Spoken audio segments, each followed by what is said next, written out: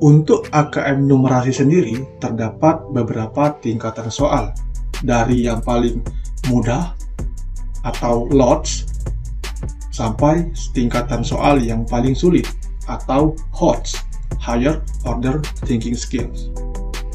Yang pertama adalah pemahaman konsep. Di sini, peserta ANBK memahami teks numerasi yang diberikan dan menemukan jawaban. Yang kedua adalah penalaran konsep, di mana peserta ANBK memahami teks numerasi yang diberikan, melakukan penalaran antar konsep matematis, dan menemukan jawaban. Yang terakhir adalah aplikasi konsep, merupakan konsep yang paling tinggi di antara ketiga tingkatan, di mana peserta ANBK memahami teks numerasi yang diberikan, melakukan penalaran antar konsep matematis, mengaitkan dengan pengetahuan lain, misalnya biologi, fisika, sosial, dan lain-lain, dalam kehidupannya sehari-hari, dan menemukan jawaban. Kita lihat dulu untuk soal pertama merupakan pemahaman konsep. Ya, ini diberikan sebuah teks dalam bentuk diagram berjudul waktu dekomposisi. Silakan teksnya dibaca terlebih dahulu.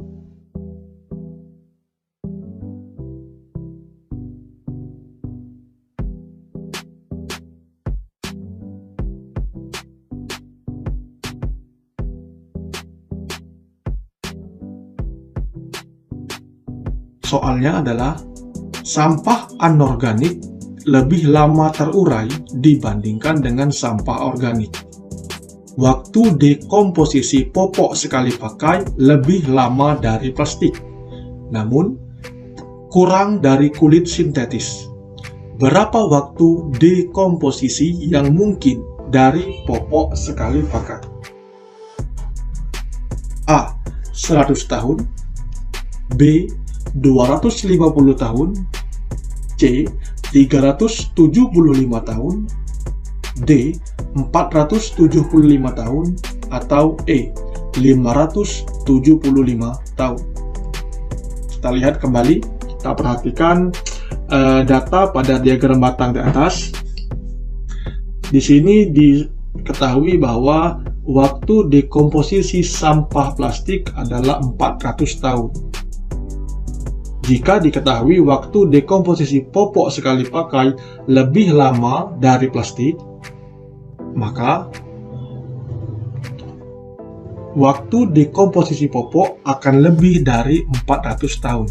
Artinya 400 tahun di sini ada 400, popok akan berada di 500 atau 600. Kemudian, waktu dekomposisi sampah kulit sintetis adalah 500 tahun.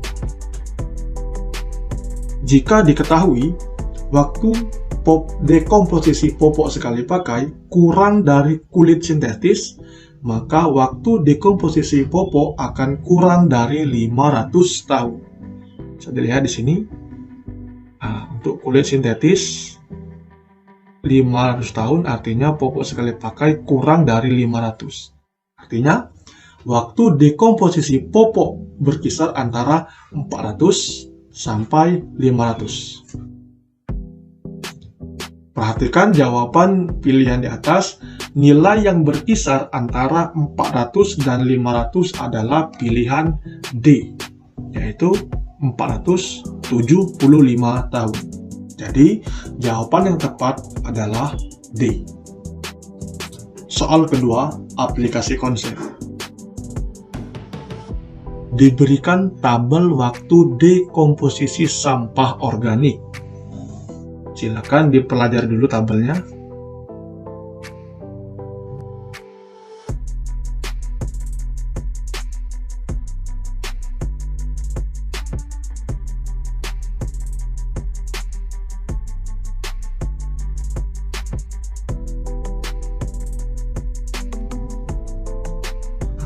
Seorang siswa membaca tabel dan diagram di atas. ia menyatakan selisih waktu dekomposisi pada diagram A sama dengan diagram B. Pernyataan tersebut dikoreksi oleh guru. Manakah koreksi yang benar dari guru tersebut? A. Perhatikan jenis material sampah di kedua diagram. B. Perhatikan satuan unit waktu dekomposisi. C. Perhatikan tinggi diagram batang setiap jenis material sampah. D. Perhatikan titik nol dari sumbu diagram. Atau E. Perhatikan tabel sebelah kiri dan tabel sebelah kanan. Kita lihat kembali tabelnya. Berdasarkan tabel di atas, diketahui bahwa waktu dekomposisi kertas tisu adalah 5 minggu. Dan waktu dekomposisi kantong kertas adalah 8 minggu. Jadi, selisih waktu dekomposisi diagram A adalah 3 minggu. Kemudian diketahui bahwa waktu dekomposisi kulit jeruk adalah 5 bulan. Kemudian waktu dekomposisi sisa apel adalah 2 bulan. Jadi, selisih waktu dekomposisi diagram B adalah 5 dikurang 2, yaitu 3 bulan. Jika diperhatikan, satuan unit waktu dekomposisi diagram A tidak sama dengan diagram B, di mana diagram A satuannya adalah minggu dan diagram B satuannya adalah bulan. Dengan demikian, koreksi yang benar dari guru tersebut adalah perhatikan satuan unit waktu dekomposisi. Jadi, jawaban yang tepat adalah B. Soal ketiga, penalaran konsep. Masih dengan tabel yang sama, yaitu waktu dekomposisi sampah organik dan sampah anorganik.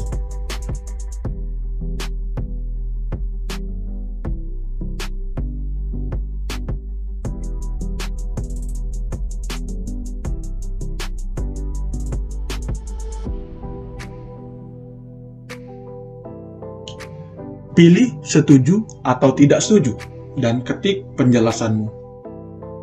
Seorang siswa ingin menggabungkan data waktu dekomposisi sampah organik dan anorganik menjadi sebuah diagram batang. Guru tidak menyarankan hal tersebut. Setujukah kamu dengan saran guru? Jelaskan. Jadi untuk soal ini merupakan soal esai, di mana yang terpenting adalah penjelasan yang dituliskan. Jadi, apapun jawaban yang dipilih harus disertai dengan penjelasan yang logis. Sini contohnya jawabannya adalah ya. Saya setuju dengan saran ibu guru agar tidak menggabungkan waktu dekomposisi sampah organik dan anorganik menjadi sebuah diagram batang, karena satuan waktunya berbeda. Walaupun satuan dibuat sama, akan terlihat ketimpangan pada diagram batangnya, sehingga data tidak dapat disajikan dengan baik. Jika diperhatikan, rata-rata waktu dekomposisi sampah anorganik adalah ratusan tahun, sehingga apabila ingin dijadikan bulan dalam minggu, maka akan sangat besar angkanya. Jadi, data waktu dekomposisi sampah organik tidak digabungkan dengan data waktu dekomposisi sampah anorganik dalam sebuah diagram batang. Soal nomor 4 adalah pemahaman konsep. Ya, diberikan sebuah teks dengan judul pedagang beras dan terdapat diagram batang yang melengkapi teks tersebut. Silakan diperhatikan terlebih dahulu.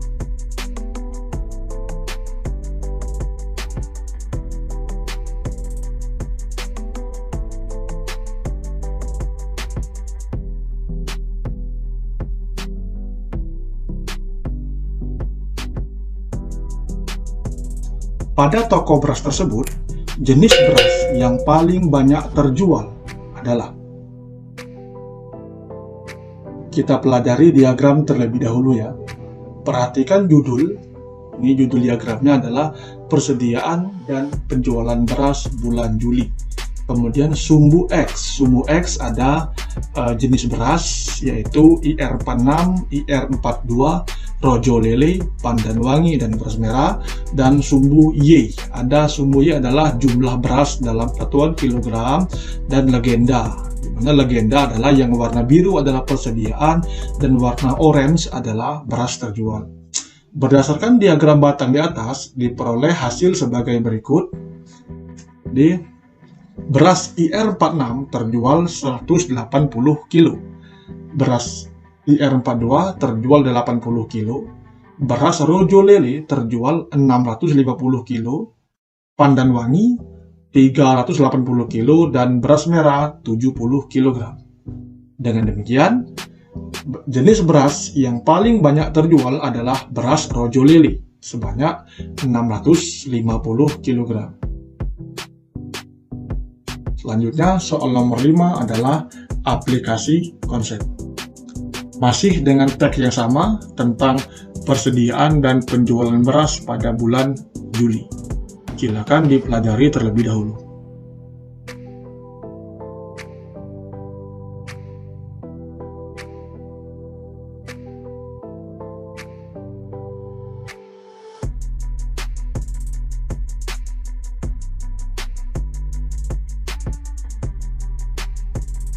Soalnya adalah, berdasarkan banyak beras yang terjual, perbandingan paling sederhana antara beras IR46 dan Pandan Wangi adalah, kita lihat, IR46 beras terjual 180 sini, dan Pandan Wangi terjual sebanyak 380. Karena yang diinginkan adalah banyak beras terjual, maka perhatikan diagram batang berwarna orange.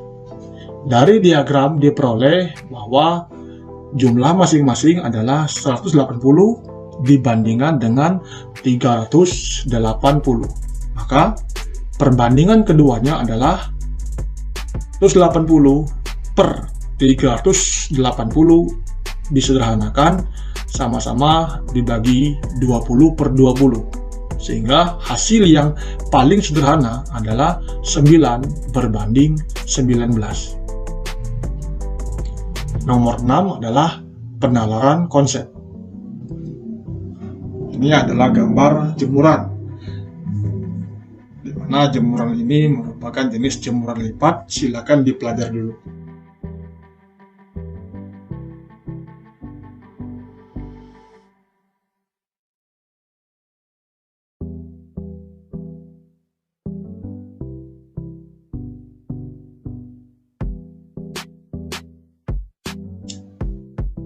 Tentukan benar atau salah pada setiap pernyataan berikut. Ada 3 pernyataan. Yang pertama adalah panjang AB sama dengan panjang CD, panjang PQ sama dengan panjang SR, dan yang ketiga, jarak QS sama dengan jarak BC. Jadi untuk soal nomor 6 ini merupakan bentuk pertanyaan soal benar salah. Kita lihat kembali gambar jemuran ini ya. Nah, jemuran ini merupakan contoh nyata dari penerapan konsep geometris garis dan sudut, di mana panjang AB, yang tanyakan ini A, ini B, kemudian panjang CD, C, dan D. Perhatikan segi 4A, B, C, D. Sisi AB sejajar dengan sisi CD, sehingga memiliki panjang yang sama. Kemudian sisi PQ, P dan Q, dan SR, S dan R. PQRS merupakan sebuah belah ketupat. Dengan demikian, PQ sama dengan panjangnya dengan RS. Selanjutnya, kita perhatikan jarak QS dan BC. QS ini Q, ini S. Nah, QS ini dengan BC. Nah, dari gambar bisa terlihat bahwa QS itu sama dengan BT. Sedangkan BC itu tidak sama dengan panjang QS. Sehingga jawaban untuk soal nomor 6 adalah benar, salah. Jadi benar salah jawabannya dari 3 ini. Tapi jangan digabung ya. Kalau kita gabungkan maka seolah-olah jawabannya benar salah. Padahal jawabannya adalah benar, dan salah. Untuk soal nomor 7 adalah soal penalaran Hodge. Nah, ini soal yang Hodge tadi ya, tipe soal yang paling sulit. Bisa kita lihat. Untuk mencapai puncak gunung, terdapat 2 jalur yang bisa ditempuh, yaitu jalur Candi Teko dan jalur Tugu Macan, dengan jarak tempuh yang sama. Diketahui puncak Gunung Carinki berada di ketinggian 3.600 meter atau 3,6 km di atas permukaan tanah.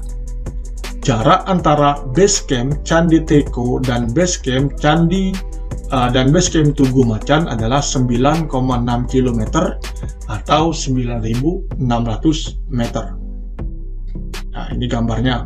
Perhatikan, di sebelah kiri ada base camp Candi Teko, di sebelah kanan ada base camp Tugu Macan, puncak. Nah, camp Malikati itu ada di antara puncak dan base camp Tugu Macan. Pertanyaannya adalah, jika jarak dari camp Malikati ke puncak gunung adalah 1.500 meter, maka camp Malikati berada di ketinggian berapa meter? A. 1.500, B. 2.000, C. 2.400, D. 2.700, atau E. 3.000. Untuk menjawab soal seperti ini, maka gambar diagram gunung tadi kita ubah terlebih dahulu seperti ini agar paham. Jadi ini ada segitiga, maka sudah dapat diduga bahwa soal ini menggunakan rumus Pythagoras dan kesebangunan segitiga. Jadi karena jarak tempuh jalur Candi Teko dan jalur Tugu Macan sama, maka segitiga ABC atau di sini segitiga CBA atau ACB adalah segitiga sama kaki, sehingga diperoleh AO ini AO tinggi tegak lurus dengan BC, siku-siku di sini. Jadi CO dan OB itu panjang jaraknya sama, sehingga panjang CB adalah 9,6 km dibagi 2. Jadi masing-masing jarak CO dan jarak OB itu adalah 4.800 meter atau 4,8 km. Kemudian diketahui bahwa puncak Gunung Carinki berada di ketinggian 3.600, maka TP ini tinggi puncak TP ya adalah 3.600 meter. Nah, ini ketahui 3.600 meter. Maka dengan menggunakan teorema Pythagoras kita dapatkan sisi AB. Teorema Pythagoras digunakan untuk mencari sudut miring dari segitiga yang memiliki salah satunya sisi siku-siku. Untuk mencari AB, kita gunakan rumus akar kuadrat dari tinggi kuadrat ditambah dasar kuadrat. Tingginya 3.600, kita bentukkan kuadrat, dan panjangnya adalah dasarnya 4.800, kita berikan kuadrat, sehingga akar dari hasil tersebut didapatkan adalah panjang AB adalah 6.000 meter. AB adalah 6.000 meter. Nah, diketahui bahwa jarak dari Camp Malikati ke puncak adalah 1.500 meter. Jadi dari titik puncak A ke Camp Malikati itu 1.500 meter. Nah, tadi kita ketahui AB adalah 6.000. Jadi untuk PB 6.000 dikurang 1.500 adalah 4.500 meter. Jadi jarak dari puncak Malikati ke camp adalah 4.500 meter. Nah, lalu dengan menggunakan teori kesebangunan kita dapatkan TM, TM tinggi Malikati berbanding TP itu sama dengan BP berbanding AB, sehingga kita dapatkan hasilnya adalah 2.700 meter. Dengan demikian, Camp Malikati berada di ketinggian 2.700 meter di atas permukaan laut, atau di sini di atas permukaan tanah. Soal. Jadi jawabannya adalah D. Untuk soal ke-8, penalaran Hodge. Ibu hendak membawa makanan ke kebun. Untuk membawanya, ibu membawa rantang 3 susun seperti pada gambar berikut. Tiap rantang akan diisi oleh makanan-makanan yang ada di dapur sampai rantang tersebut penuh. Nah, jika X adalah 10, X 10 cm, dan Y adalah 15 cm, dan diberikan tabel volume makanan sebagai berikut, maka makanan mana yang bisa dimuat di rantang ibu?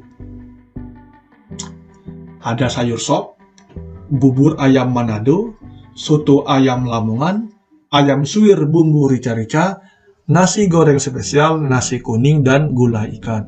Setelah membaca daftar makanan ini, tolong Ananda yang sedang belajar jangan merasa lapar, karena soalnya baru sampai soal nomor 8, masih ada 2 soal lagi. Diketahui volume masing-masing dalam satuan cm kubik ada 2300 pi, 1900 pi, 2205 pi, 300 pi, 1500 pi, dan sampai ke 3010 pi.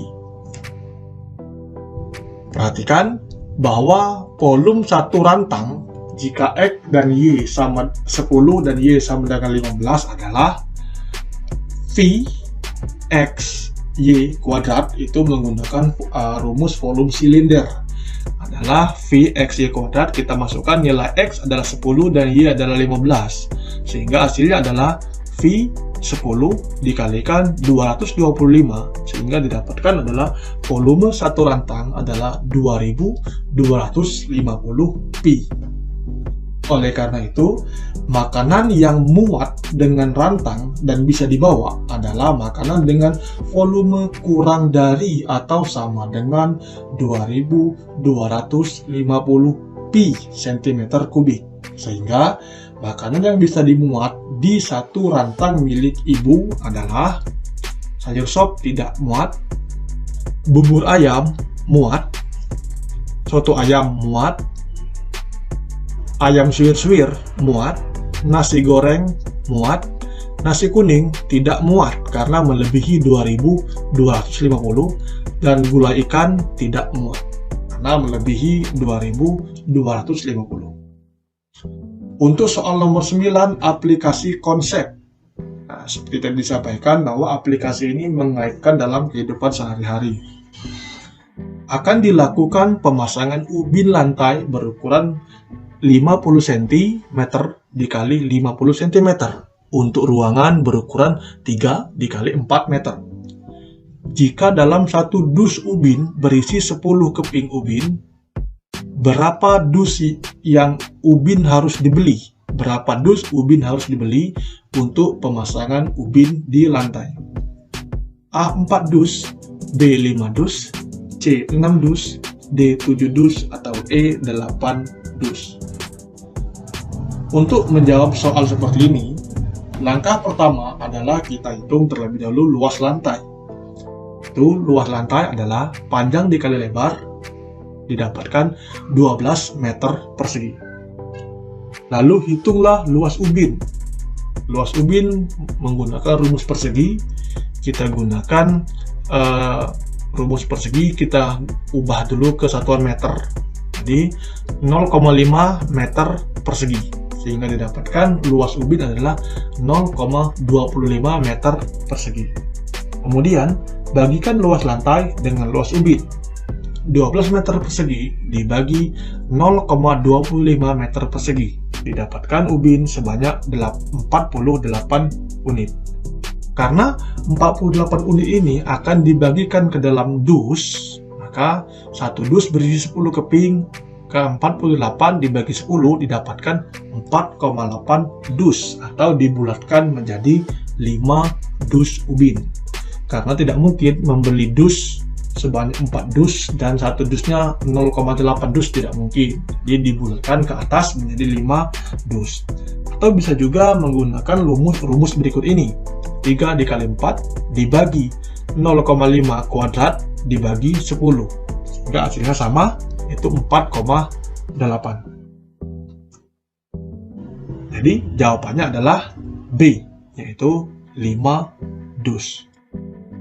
Soal terakhir, soal 10 tentang pemahaman konsep. Diketahui dari data penelitian, satu orang siswa SMA dapat meminum 300 cc air minum dalam waktu 1 menit. Berdasarkan data penelitian tersebut, berapa waktu yang dibutuhkan oleh 5 orang siswa SMA untuk meminum 1500 cc air minum dalam sampai habis? Yang ditanyakan adalah waktu. Pilihannya adalah A 0,25 menit, B 0,5 menit, C 1 menit, D 3 menit, E 5 menit. Ini sebenarnya soal yang cukup menjebak ya, apabila tidak diperhatikan dengan benar. Sebelumnya kita harus memahami dulu bahwa satu orang siswa itu menghabiskan 300 cc dalam 1 menit. Yang ditanyakan, 5 siswa menghabiskan 1500 cc dalam berapa menit. Maka cara kerjanya adalah kita tentukan dulu berapa cc rata-rata yang mampu dihabiskan oleh siswa, yaitu 300 cc dibagi 1 siswa didapatkan 300 cc per siswa. Lalu dimasukkan ke dalam pertanyaan menjadi 1500 cc dibagikan 5 siswa, sehingga didapatkan 300 cc per siswa. Karena kecepatan sama-sama, yaitu 300 cc per siswa, maka waktu yang dibutuhkan juga sama, yaitu dalam hitungan waktu 1 menit. Sehingga jawabannya adalah C, 1 menit. Untuk mengerjakan AKM atau ANBK numerasi trigonometri. Yang pertama adalah hafalkan tabel sudut istimewa, yaitu tabel sudut istimewa sin, cos, tangen, 0 derajat, 30 derajat, 45 derajat, 60 derajat, dan 90 derajat. Karena sudut-sudut istimewa ini akan sangat sering ditemukan di soal-soal ANBK trigonometri. Kemudian yang kedua adalah hafalkan teorema Pythagoras.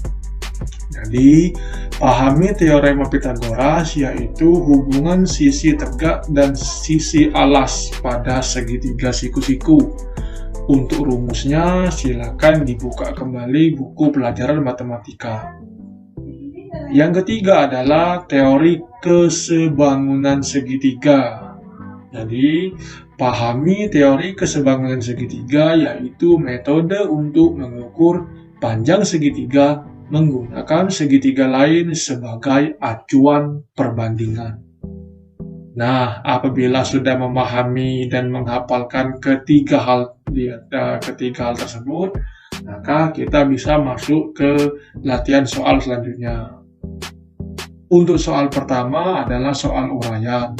Silakan dibaca. Untuk menerapkan desain jembatan tipe Warren, dibutuhkan tambahan rangka baja pada satu sisi jembatan sepanjang titik-titik meter.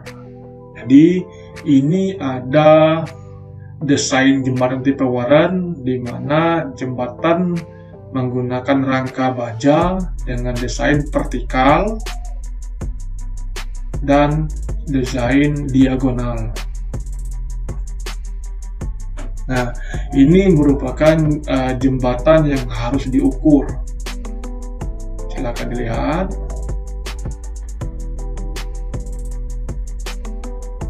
Di jawaban dari pertanyaan soal nomor 1 adalah 1100 meter. Pembahasannya dari mana? Kata kunci soal adalah tambahan rangka baja, sehingga yang harus dihitung adalah rangka baja tambahan saja, bukan kebutuhan rangka baja total. Jika diperhatikan, gambar tersebut perlu tambahan rangka baja vertikal sebanyak 11 batang. Bisa dilihat ada gambar garis merah berkedip-kedip. Sesuai dengan desain jembatan tipe Warren, dibutuhkan 11 rangka baja, 11 batang rangka baja dengan tinggi, bisa dilihat tingginya ada di sini, yaitu 100 meter. Sehingga total rangka baja yang dibutuhkan adalah 11 rangka baja dikali 100 meter, yaitu 1100 meter rangka baja. Soal nomor 2, pilihan ganda. Soalnya, minimal panjang rangka baja yang dibutuhkan untuk satu sisi jembatan adalah titik-titik-titik. A. 2.300 meter. B. 2.440 meter. C. 2.450 meter. D. 3.300 meter. Atau E. 3.575 meter. Perhatikan, yang harus diukur adalah minimal panjang rangka baja untuk satu sisi jembatan seperti pada gambar.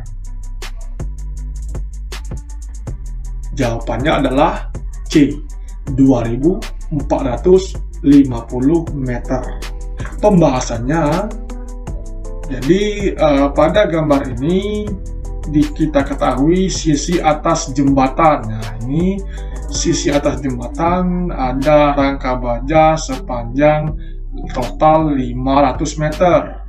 Kemudian sisi bawah jembatan, sisi alas atau pondasi jembatan ada rangka baja sepanjang 600 meter. Nah, diketahui tinggi jembatan adalah 100 meter dengan jarak sisi diagonal adalah 100 meter. Kita harus mencari terlebih dahulu sisi diagonal yang ini. Berapa panjangnya? Untuk mencari sisi diagonal, kita gunakan rumus atau teorema Pythagoras, di mana sisi diagonal atau SD merupakan akar dari TJ, tinggi jembatan, kuadrat ditambah setengah jarak jembatan kuadrat, yaitu 100 kuadrat ditambah 50 kuadrat diakarkan, sehingga sisi SD merupakan sisi diagonal adalah akar dari 10.000 ditambah 2.500, yaitu didapatkan hasilnya adalah 1.111, sehingga panjang sisi diagonal adalah 111,8 meter. Nah, sehingga total panjang sisi diagonal adalah, kita hitung panjang sisi diagonal dikalikan 12. 12 dapat dari mana? 12 adalah total rangka baja diagonal. Ada 1, 2, 3, 4, 5, 6, 7, 8, 9, 10, 11, 12. Sehingga total panjang sisi diagonal adalah 1.341,6 meter. Untuk mencari total rangka baja yang dibutuhkan, kita tambahkan SA, SB, dan SD, TSD. SA, sisi atas 500 meter, sisi bawah 600 meter, total sisi diagonal 1341,6. Totalnya adalah 2441,6 meter, dibulatkan menjadi 2450 meter, yaitu jawaban C. Soal ketiga adalah soal uraian. Puncak gunung terlihat pada sudut 30 derajat, sedangkan puncak erupsi awan panas terlihat pada sudut 60 derajat. Jika terjadi kesalahan dalam mengukur sudut elevasi yang seharusnya adalah 50 derajat, bukan 60 derajat. Akibat kesalahan ini, maka tinggi erupsi gunung sebenarnya lebih tinggi atau rendah bila dibandingkan dengan tinggi erupsi yang didapat dari sudut elevasi semula. Berikan alasannya. Jadi untuk soal nomor 3, yang ditanyakan adalah tinggi erupsi gunung. Tinggi erupsi merupakan tinggi letusan, yaitu ini. Yang ditanyakan tinggi erupsi, bukan tinggi gunung. Perhatikan dulu tinggi erupsi. Kemudian kesalahan mengukur sudut elevasi yang seharusnya adalah 50 derajat bukan 60 derajat. Diketahui 60 derajat adalah sudut elevasi erupsi, bukan sudut elevasi gunung. Nah, kemudian jadi jawaban dari soal nomor 3 adalah lebih rendah. Jadi tinggi erupsi gunung sebenarnya lebih rendah bila dibandingkan dengan tinggi erupsi yang didapat dari sudut elevasi semula. Alasannya adalah berdasarkan aturan sinus, yaitu besar sudut sebanding dengan tinggi segitiga. Bisa dilihat ini garis kuning. Inilah sudut 50 derajat, sudut elevasi yang sebenarnya. Sehingga apabila sudutnya diperkecil, maka secara otomatis tinggi yang dihasilkan juga lebih kecil dari tinggi semula. Jika sin X derajat sama dengan Y dan A kurang dari X, maka sin A derajat hasilnya lebih kecil dari Y. Ini silakan dihafalkan ini. Soal nomor 4, pilihan ganda. Masih tentang mengukur tinggi gunung. Jika tinggi Gunung Sinabung adalah 2460 meter, maka tinggi letusan awan panas gunung tersebut adalah berapa meter? A. 4200, B. 4260, C. 4280, D. 4320, atau E. 4380 meter. Jawabannya adalah B. 4260 meter. Dapat dari mana? Berikut pembahasannya. Jadi, menggunakan trigonometri sinus di mana 2460 berbanding sinus 30 derajat sama dengan X berbanding sinus 60 derajat. Yang kita cari adalah X, yaitu tinggi letusan awan panas. Sehingga untuk mencari nilai X, kita pindah ruaskan 2460 dikalikan sinus 60 per sinus 30. Sehingga sinus 60 diketahui adalah setengah akar 3 dan sinus 30 adalah setengah. Kedua sisi bisa dicoret sehingga didapatkan nilai X adalah 2460 dikalikan akar 3, yaitu 1,73. Dapatkan nilai X adalah 2255,8 atau dibulatkan menjadi 4260 meter, yaitu pilihan opsi B. Selanjutnya soal nomor 5. Diketahui jika tinggi badan Ihsan adalah 150 cm dan bayangan tiang bendera 13 meter, maka tinggi tiang bendera tersebut akan mudah ditentukan dengan perbandingan trigonometri, yaitu A. Sinus, B. Kosinus, C. Tangen, D. Kotangen, atau E. Kosekant. Nah, ini diperhatikan terlebih dahulu. Meskipun diberikan nilai tinggi badan adalah 150 dan bayangan tiang bendera adalah 13,5 meter, tetapi jangan tertipu, karena yang diminta adalah rumus yang digunakan untuk mengukur tinggi tiang bendera. Jawabannya adalah C. Tangan. Pembahasannya, apabila diumpamakan segitiga, maka tinggi Ihsan sama dengan tinggi tiang bendera sama dengan sisi tegak. Kemudian panjang bayangan, maka kita anggap sisi alas. Maka perbandingan sisi tegak dan sisi miring adalah sinus. Perbandingan sisi alas dan sisi miring adalah kosinus. Dan perbandingan sisi tegak dan sisi alas adalah tangen. Kita akan menggunakan perbandingan sisi tegak, yaitu tiang bendera, dan sisi alas, yaitu bayangan, menggunakan rumus perbandingan tangen. Jadi jawabannya adalah C. Tangen. Soal ke-6, pilihan ganda.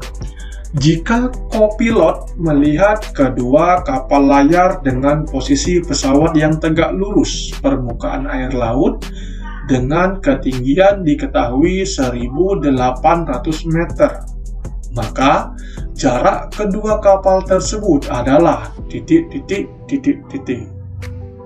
A. 2.400 meter, B. 1.800 ditambah 600 akar 2 meter, C. 1.800 ditambah 600 akar 3 meter, D. 3.600 meter, atau E. 1.800 ditambah 1.800 akar 3 meter. Jawabannya adalah C. 1.800 ditambah 600 akar 3 meter. Dari mana jawabannya?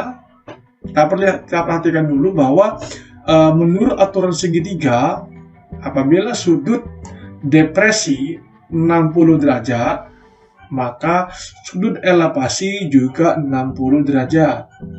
Begitupun apabila sudut depresi 45 derajat, maka sudut elevasi juga 45 derajat.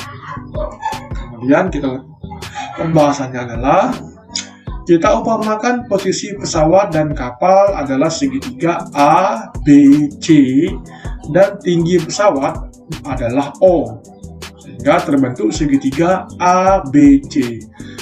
Kita akan menghitung jarak kedua kapal, yaitu jarak B, C. Nah, cara menghitungnya, kita menghitung terlebih dahulu jarak BO. Untuk menghitungnya jarak BO kita ketahui menggunakan rumus tangen, di mana 1.800 dibagi tangen 60, sehingga 1.800 dibagi akar 3 didapatkan sepertiga akar 3.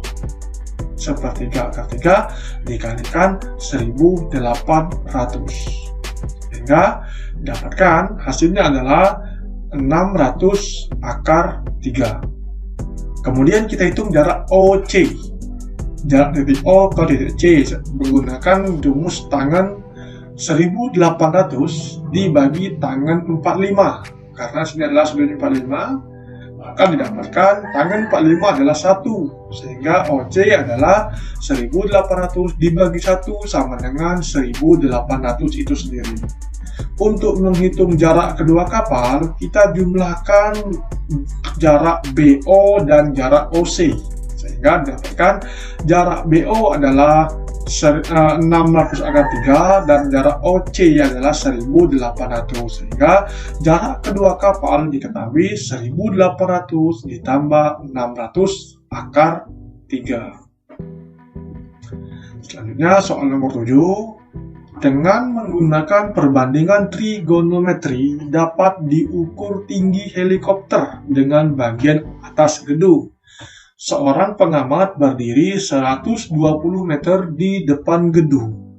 Jika tinggi gedung adalah H dan jarak helikopter dengan bagian atas gedung adalah T, maka nilai H dan T adalah, diketahui akar 2 adalah 1,41 dan akar 3 1,73. Pilihan A T 51,8 meter dan H 68,2 meter. B T 50,8 meter, H 69,2 meter. C T 50,8 meter, H 70,2 meter. D T 49,8 meter, H 70,2 meter, dan E T 48,8 meter dan H 71,2 meter. Jawabannya adalah B T 50,8 meter dan H 69,2 meter.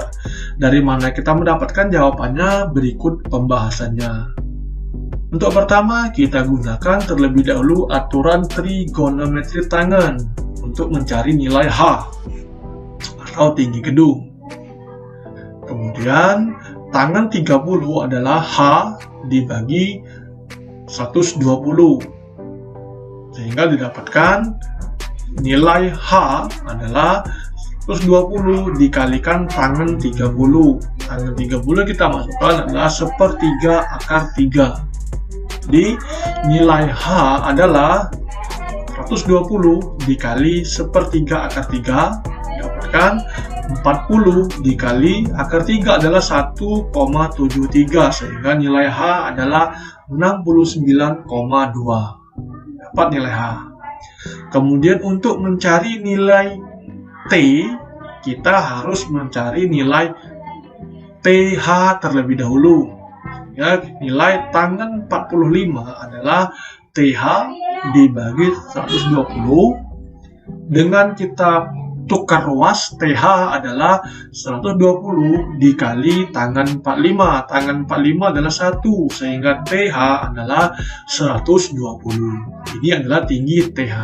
Untuk mengetahui tinggi T, maka kita adakan pengurangan TH dikurang H. Nilai TH adalah 120, nilai H adalah 69,2. Hingga nilai T didapatkan 120 dikurang 69,2 adalah 50,8. Jadi didapatkan nilai T 50,8 dan nilai H adalah 69,2, yaitu jawaban B. Untuk soal nomor 8, Andi berkeinginan mengukur lebar danau dengan cara mengamati sebuah pohon yang berada di sisi depan, tepat di pinggir danau. Kemudian, Andi berjalan sejauh 160 meter dan melihat kembali pohon yang pertama kali dilihatnya tersebut. Ia mengukur besar sudut pandangnya terhadap pohon tersebut yang ternyata besarnya 40 derajat. Lebar danau yang akan Andi ukur adalah A. 80 meter, B. 120 meter, C. 160 meter, D. 160 akar 2 meter, atau E. 160 akar 3 meter. Perhatikan dulu gambarnya.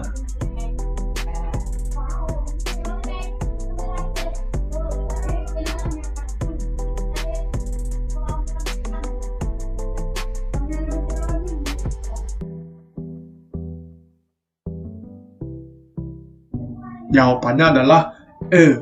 160 akar 3 meter.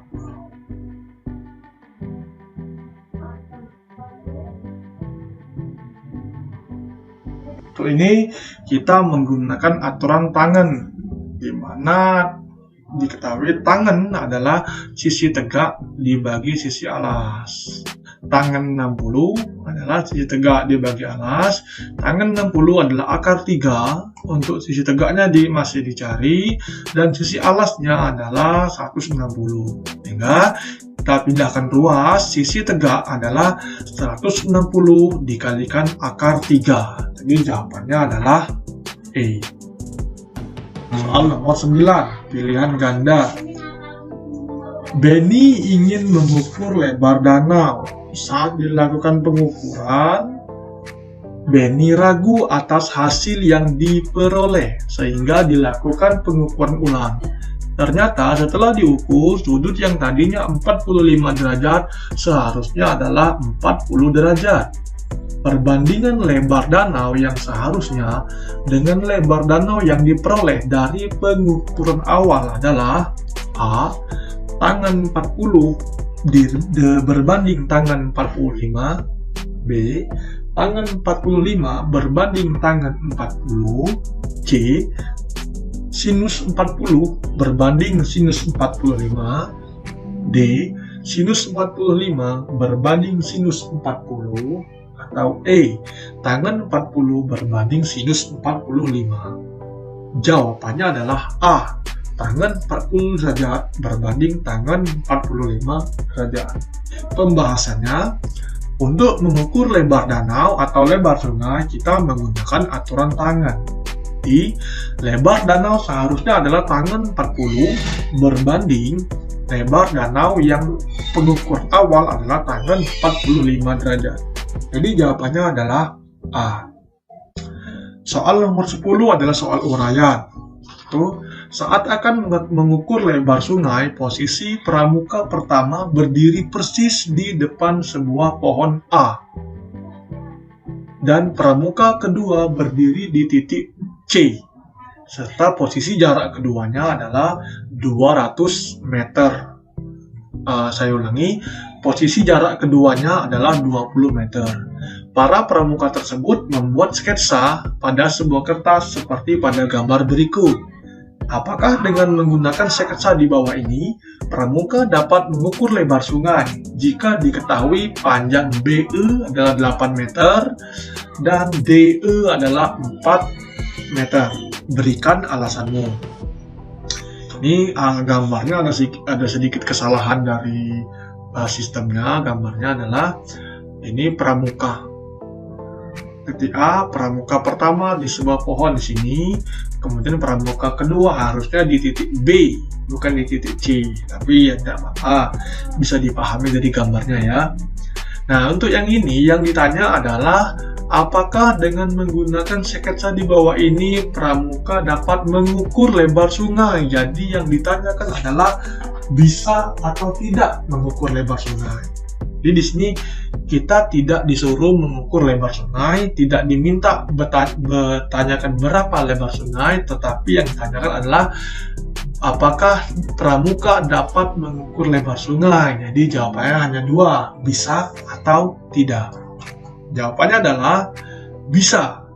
Jadi alasannya dengan menggunakan dua metode. Apa itu?